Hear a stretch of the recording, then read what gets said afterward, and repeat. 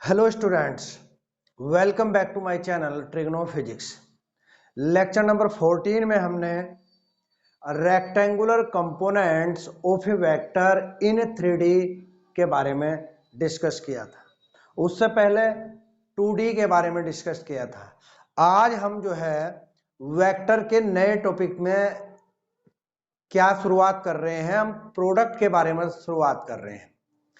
अब प्रोडक्ट क्या है? देखिए, जैसे दो नंबर्स होते हैं उनका प्रोडक्ट होता है। उनका प्रोडक्ट तो आप कैसे भी कर सकते हैं। 3 इंटू 4 आपने लिख दिया 12 लिख दिया, 3 क्रॉस 4 आपने 12 लिख दिया। लेकिन वेक्टर क्वांटिटी का जो प्रोडक्ट होता है वो अलग टाइप से होता है। तो वेक्टर क्वांटिटी के जो प्रोडक्ट को जो है आपके कोर्स के अकॉर्डिंग दो पार्ट में डिवाइड किया गया है। नंबर फर्स्ट तो है डॉट या स्केलर प्रोडक्ट, और नंबर सेकंड है आपका क्रॉस या वेक्टर प्रोडक्ट। तो आज हम जो है दो वेक्टर के डॉट प्रोडक्ट यानी स्केलर प्रोडक्ट के बारे में डिस्कस करते हैं। चलिए देखिए, ये लिखा हुआ है डॉट प्रोडक्ट और scalar product of two vectors. दो वेक्टर आपको दिए हुए हैं, उनका आपको डॉट प्रोडक्ट कैसे फाइंड आउट करना है, उसका क्या फॉर्मूला है, क्या एक्सप्लेनेशन है वो देखिए। मान लीजिए आपके पास दो वेक्टर है, वेक्टर ए और वेक्टर बी, और इनके बीच का एंगल थीटा है। तो मैं वैसे ही जनरली समझा देता हूं, ये आपको वेक्टर ए गिवन है और ये आपको वेक्टर बी गिवन है। इनके बीच का कुछ भी एंगल हो सकता है थीटा। ये 0 डिग्री भी हो सकता है, 90 भी, 60 भी, 45 भी, कुछ भी एंगल हो सकता है। अब वेक्टर ए और वेक्टर बी का जो डॉट प्रोडक्ट है वो क्या होता है, क्या डेफिनेशन है? The dot product of two vectors vector A and vector B is equal to, ध्यान देना, is equal to the product, is equal to the product of the magnitudes of vector A and vector B and cosine of the smaller angle between them. यानी आपके पास दो vector है, इनका dot product, ये लो dot product, इनके magnitude के product, इनका magnitude क्या हुआ, ये रहा, ये इनका प्रोडक्ट हो गया। और इसका प्रोडक्ट किसके साथ में होना है?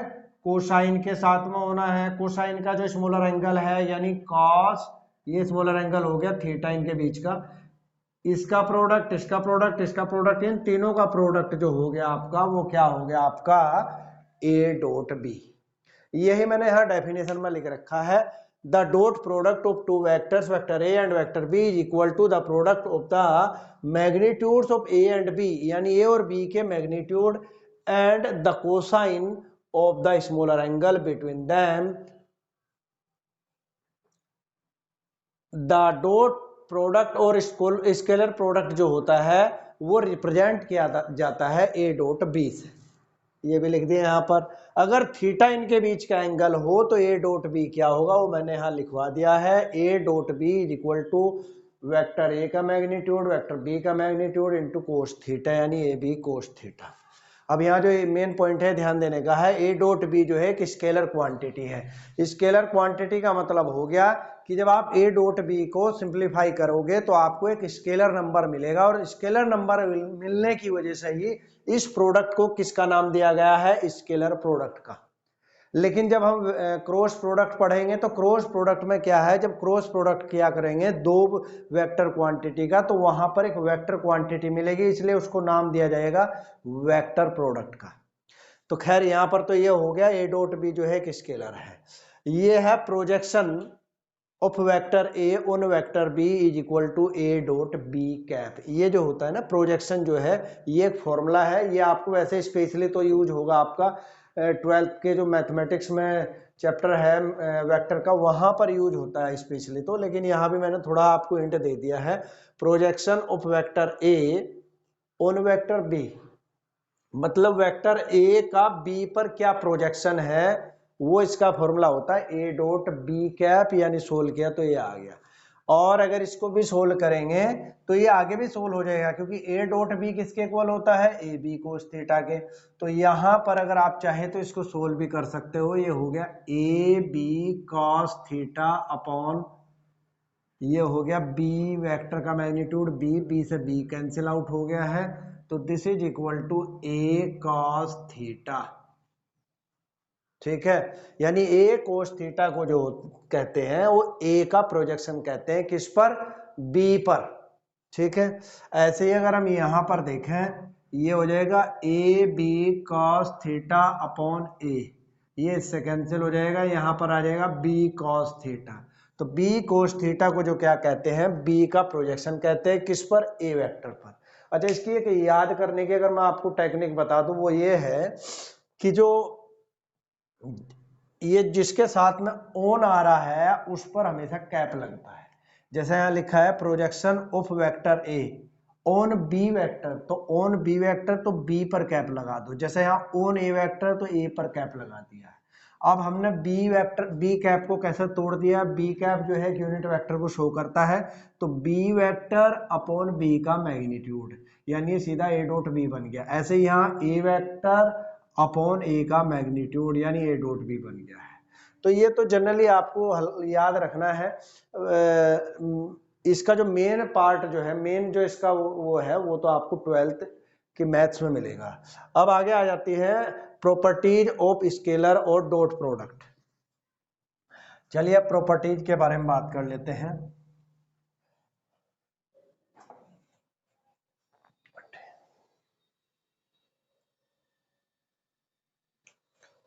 देखिए, नंबर फर्स्ट है कोम्यूटेटिव लॉ।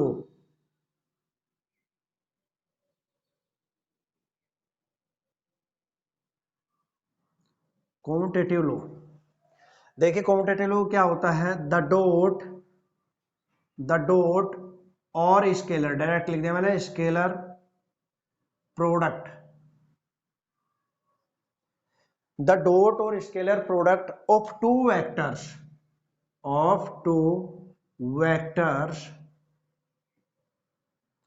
Is commutative. अब इसका मतलब क्या, that is A dot B is equal to B dot A. अगर वेक्टर ए की और बी की मल्टीप्लाई करते हो, ए डॉट बी करते हो और बी डॉट ए करते हो, तो दोनों इक्वल आएंगे। जैसे हम नंबर्स में अगर बात कर लें, 3 इंटू 4 किया जाए तो आपका 12 होगा, 4 इंटू 3 किया जाए तो आपका 12 होगा। ठीक है, तो जिस तरीके से नेचुरल नंबर्स पर जो है कोम्यूटेटिव लॉ जो होता है वो फॉलो होता है, उसी तरीके से दो वेक्टर ए और बी पर भी डॉट प्रोडक्ट जो होता है वो फॉलो होता है। ठीक है, चलिए नेक्स्ट है आपका नंबर 2, एसोसिएटिव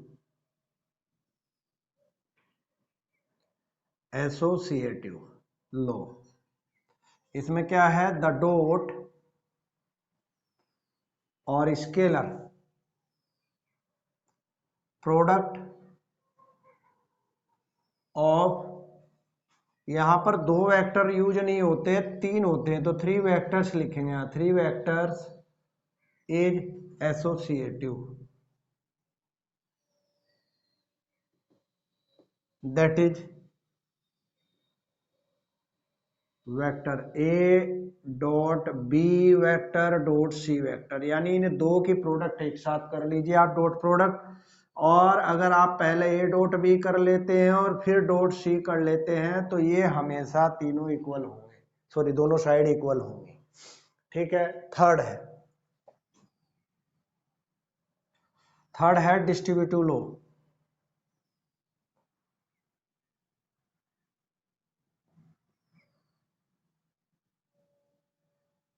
डिस्ट्रीब्यूटिव लॉ क्या होता है, द डॉट और scalar product on 3 vectors as distributive.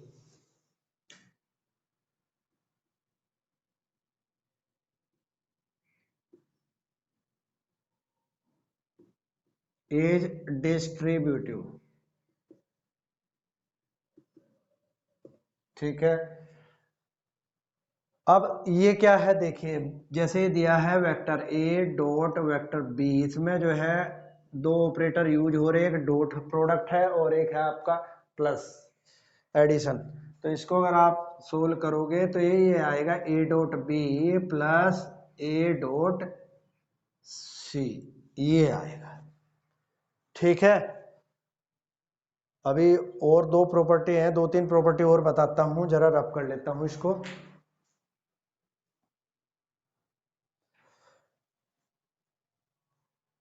Number 4 है, नंबर 4 क्या ले लेते हैं, दो वेक्टर दिए हुए हैं और वो परपेंडिकुलर हैं, तो उनका डॉट प्रोडक्ट क्या होगा। उनका डॉट प्रोडक्ट मैं जनरली बता दूं, मान लीजिए वेक्टर दिया हुआ है वेक्टर ए और एक वेक्टर बी दे रखा है और ये 90 डिग्री पर एक्ट करते हैं, तो इनका प्रोडक्ट आएगा ए बी कॉस 90, यानी आपका जीरो हो गया, जीरो होगा। तो मैं यहां लिखवा देता हूं नंबर 4 में द डॉट और scalar product of two mutually perpendicular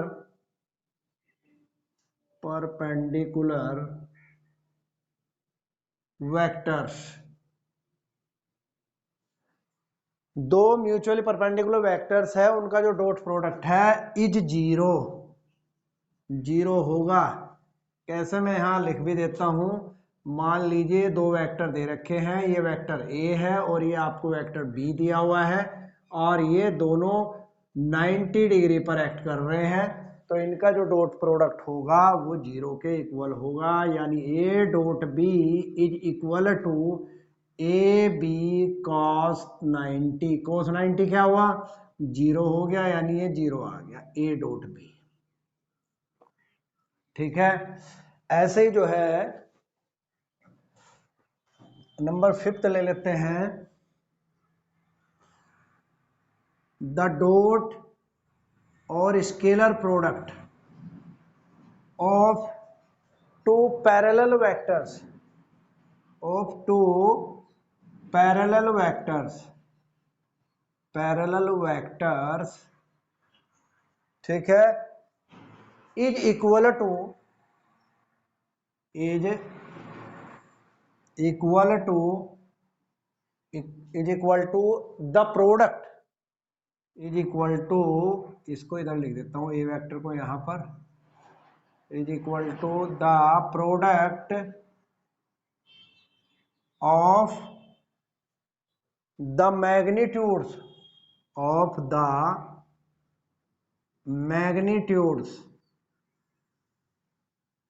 of vector A and vector B. मतलब क्या हो देखिए, जैसे मान लीजिए एक वेक्टर ये गिवन है आपको और एक वेक्टर ये गिवन है, ये वेक्टर ए है, ये वेक्टर आपका बी है और दोनों ही पैरेलल है। तो जब ये पैरेलल है तो इनके बीच का जो एंगल होगा थीटा वो 0 डिग्री होगा, ठीक है। तो ए डॉट बी क्या होगा, यहां पर मैंने कर लिख दिया है vector A dot B is equal to A vector A B cos 0, cos 0 की वैल्यू क्या होती है 1, this will be A B, ठीक है। इसको यहां लिख देता हूं ए बी, ठीक है।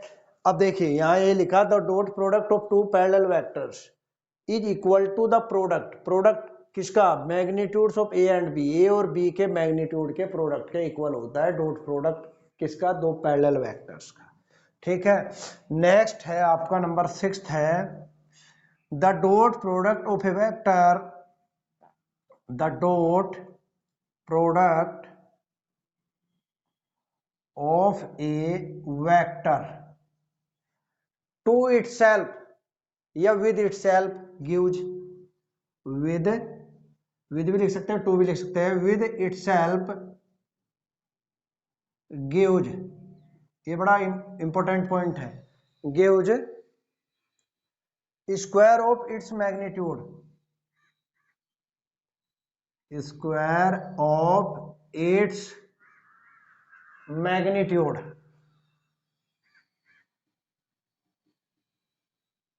ये है मतलब क्या है, देखिए ध्यान से।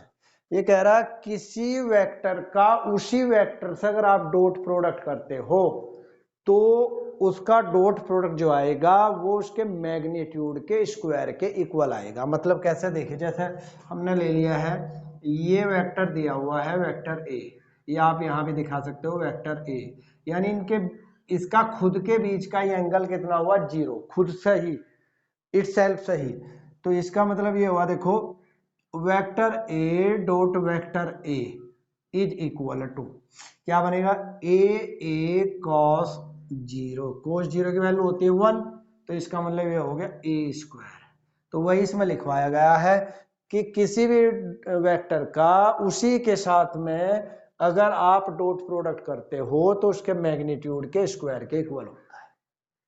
ठीक है, अच्छा इसमें कुछ और पॉइंट है, कुछ मैं लिखवा देता हूं मैं। 7th पॉइंट लिखवा दिया आपको, some facts related to some facts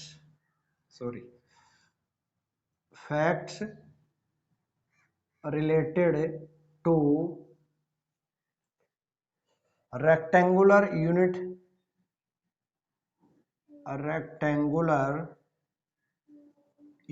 vectors।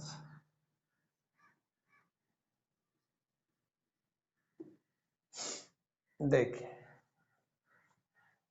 अब थोड़ा यहाँ ध्यान देने की बात यह है, फर्स्ट अगर आप जो है रेक्टेंगुलर यूनिट वेक्टर हमारे क्या होते हैं, हमारे यूनिट वेक्टर होते हैं आई कैप, जे कैप, के कैप। आई कैप जो है हमारा एक्स एक्सिस के अलोंग होता है, वाई कैप, जे कैप हमारा वाई एक्सिस के, और के कैप हमारा जेड एक्सिस के अलोंग होता है। तो उनसे जुड़े हुए कुछ फैक्ट्स हैं, वो आप देखिए यहाँ पर क्या है। देखिए आई कैप का अगर आप मैग्नीट्यूड लेते हो, या आप जे कैप का मैग्नीट्यूड लेते हो, या आप के कैप का मैग्नीट्यूड लेते हो, तो वो हमेशा 1 आएगा। और वैसे भी आप किसी भी वेक्टर के यूनिट वेक्टर का मैग्नीट्यूड, मान लिया एन कैप का लिया आपने या आपने ई कैप का लिया, तो ये भी हमेशा 1 ही आएगा। अगला स्टेप है, नेक्स्ट स्टेप क्या है, मान लीजिए आप आई कैप की जो है मल्टीप्लाई आई कैप से करते हो, जे कैप की मल्टीप्लाई जे कैप से करते हो, या के कैप की मल्टीप्लाई जो है के कैप से। मल्टीप्लाई का मतलब यहाँ डॉट प्रोडक्ट से, मल्टीप्लाई मैंने गलत यूज कर दिया है, सॉरी इसके लिए। यहां पर मैंने dot product, I dot I, J dot J and के डॉट के, तो ये हमेशा क्या होगा, 1 होगा। क्यों होगा, क्योंकि आई और आई जो है ये पैरेलल यूनिट वेक्टर्स होंगे। यहां पर हम इसे इस स्टेप को इसमें भी लिख सकता हूं, N cap dot N cap is equal to E cap dot E cap, ये भी 1 ही होगा। इसका रीजन अगर हमें देना है तो ये वाला स्टेप लिख सकते हैं, पैरेलल वाला, ये वाला पैरेलल वाला। तो यहां पर लिख देंगे पैरेलल यूनिट वेक्टर्स, ये हैं पैरेलल यूनिट वेक्टर्स, ये हो। ठीक है, नेक्स्ट आ जाता है एक स्टेप हो रहा है, थर्ड। अगर आई का डॉट प्रोडक्ट किया जाता है जे से, और जे का किया जाता है के से, या के का किया जाता है आई से, या इनका उल्टा कर दिया जाए, जे का आई से कर दिया जाए, तो भी कोई प्रॉब्लम नहीं है, क्योंकि आई डॉट जे और जे डॉट के इक्वल होते हैं, कोम्यूटेटिव लॉ को फॉलो करते हैं। या आप इसको कर सकते हो के डॉट जे, या आप जो है इसको आई डॉट के कर सकते हो। तो ये हमेशा आपका क्या होगा, ये हमेशा आपका 0 होगा। क्यों होगा, क्योंकि ये परपेंडिकुलर यूनिट वेक्टर्स हैं। यहां पर रीजन दे देंगे, परपेंडिकुलर यूनिट वेक्टर्स,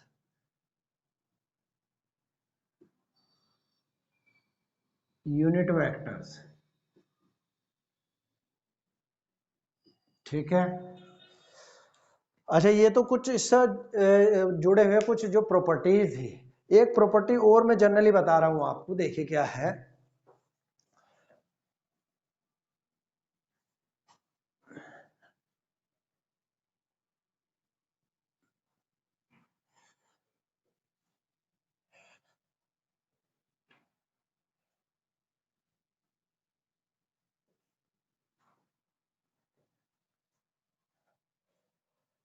देखिए, मैं उसको 8 नंबर में ले लेता हूं। प्रॉपर्टी क्या है, बस वो दो वेक्टर है, उनका डॉट प्रोडक्ट करते कैसे है, ये है। लेट कर लिया आपने दो vector, vector A is equal to आपने ले लिया है a1 i cap plus a2 j cap plus a3 k cap. Clear है। ऐसे ही आपने दूसरा वेक्टर ले लिया है b वेक्टर, इसको आपने लिया है b1 i cap plus b2 j cap plus b3 k cap. ठीक है, कोई प्रॉब्लम। अब अगर हम इनका डॉट प्रोडक्ट करते हैं वेक्टर ए डॉट बी, तो हम कैसे करेंगे, देखिए ध्यान देना। a1 i cap plus a2 j cap plus a3 k cap, बीच में आपने डॉट लगा दिया है b1 i cap plus b2 j cap plus b3 k cap. ठीक है, अब इनकी मल्टीप्लाई करते हैं, देखिए ध्यान से। इसकी मल्टीप्लाई करोगे जैसे ही, ये आएगा a1 b1 i dot i। देखिए डॉट केवल जो है वेक्टर्स के बीच में अप्लाई होगा, क्योंकि a1 b1 ये स्केलर है, ये इनकी मल्टीप्लाई अलग हो जाएगी स्केलर्स की, और जो वेक्टर है इनकी डॉट के साथ होगी। अब इसकी मल्टीप्लाई इससे करो, plus a1 b2 i dot j plus a1 b3 i dot k। अभी आपने a1 की मल्टीप्लाई की है, अब आप करो a2 की। a2 की करोगे तो क्या आएगा, a2 b1 j dot i plus a2 b2 j dot j plus a2 b3 j dot k। Clear है।